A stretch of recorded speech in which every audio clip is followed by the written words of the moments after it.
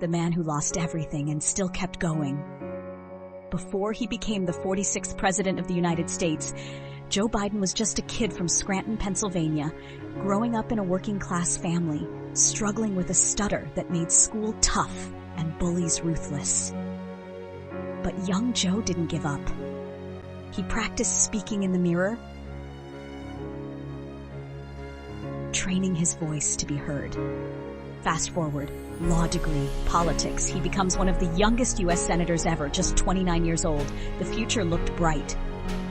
But then, just weeks after winning the Senate seat, his wife and baby daughter were killed in a car accident. His 2 sons were badly injured. Joe almost gave it all up, but he didn't. He took the Senate oath by his son's hospital bedside. He took the train from Delaware to D.C. every day to be there for them. They called him Amtrak Joe. He rebuilt. He became vice president under Barack Obama. Another blow.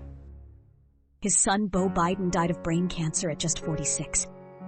Joe was devastated again, but he still didn't give up. In 2020, at age 77, he ran for president when most people would be retired. He campaigned during a pandemic. He faced hate, division, loss, and he won.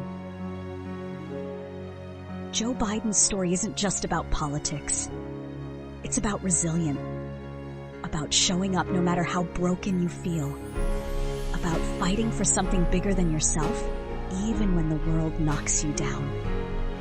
He turned grief into service, loss into legacy, and pain into purpose. It's not how many times you get knocked down, it's how quickly you get up. Joe Biden.